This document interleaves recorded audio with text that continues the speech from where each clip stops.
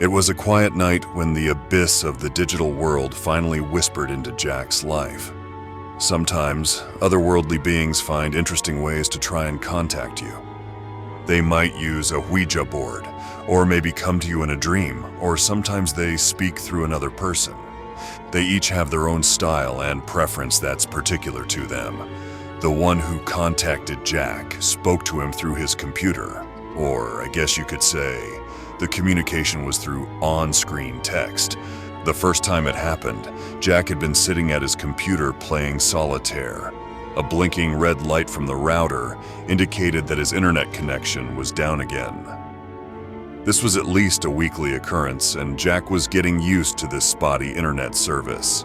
As he moved his cards, the game faded into a solid black screen and the red text appeared. "Hi Jack, I need a favor from you.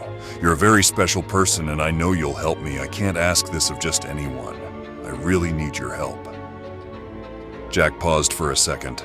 The router light was still blinking red. Is this some sort of joke? He couldn't help but wondering.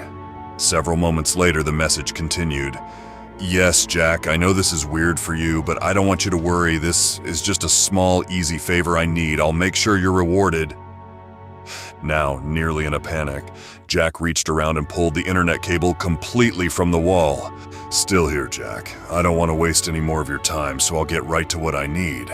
Tomorrow, when you go to work, I need you to move the large potted plant that's next to the elevator on the ground floor. All you have to do is pull it out 3 inches from the wall. If you do it at 8:17 a.m., nobody else will be in the area." Jack sat there, refusing to respond, still trying to figure out what was happening. The writing continued. "Look, Jack, I'm asking you because I know you'll do it. You won't let me down. You're special. We'll talk tomorrow."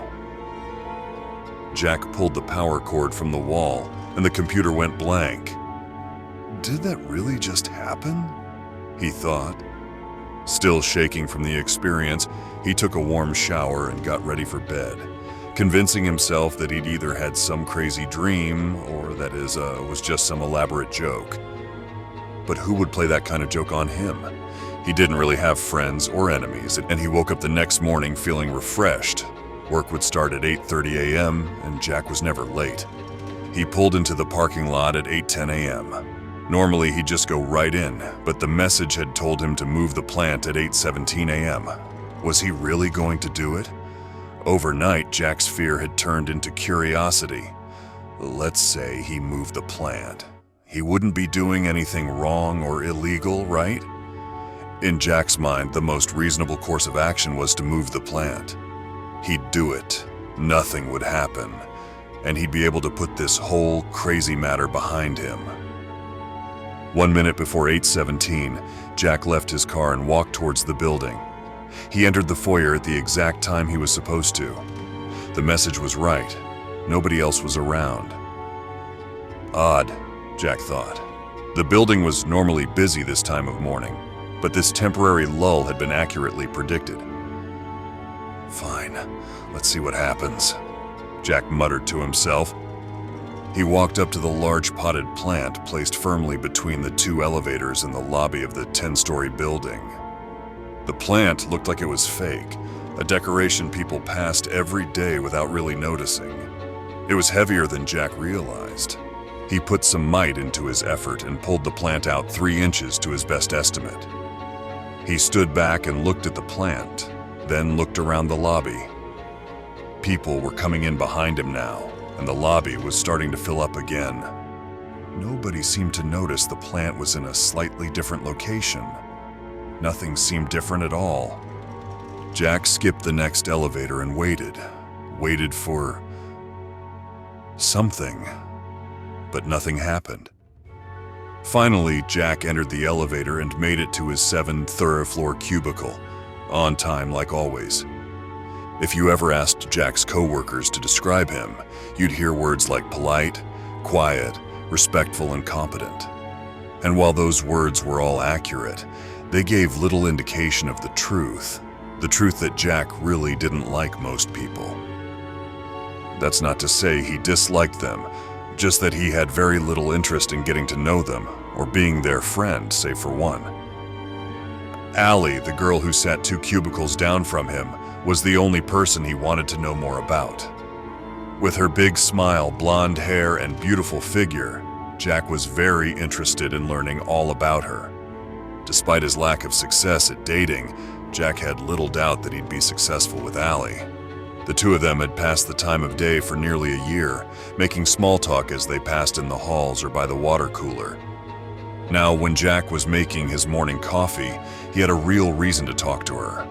He knew that at 8:17 she'd be making her tea in the break room. He finished his coffee and, carrying his empty mug, walked towards the break room. He saw Allie and said, "Good morning, Allie. You'll never guess what happened to me today."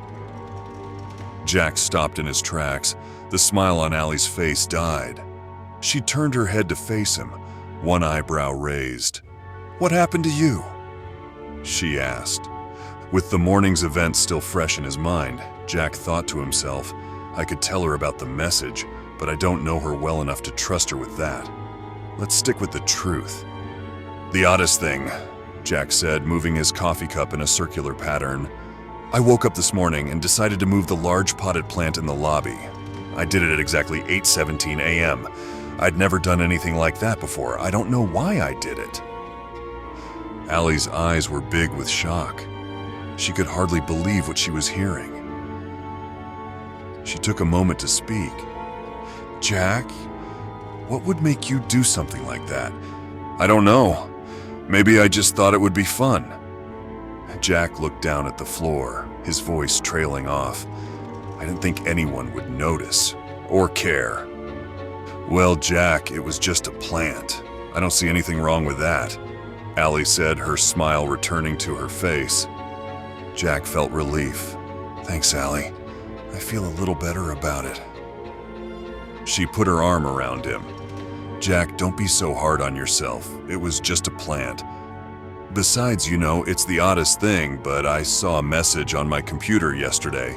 It was from someone named Sarah, and she asked me to give you this message. All it said was, 'Jack can't keep a secret.'" Jack's eyes went wide. "Why would she say that? That's really odd." "Tell me about it," Allie said. "Jack, when you're done working tonight, how about coming over to my place? I can cook dinner and maybe we can talk about this Sarah person." Jack was over the moon with happiness. "Allie, I'd love to." They talked through the day, and Jack was happier than he could ever remember being. The two of them were going to talk about the mysterious message tonight. Life was about to get very interesting for Jack. He didn't know that Sarah had more tasks for him, tasks that would make the plant task look like child's play. As the workday ended, Jack gathered his things and went to meet Allie.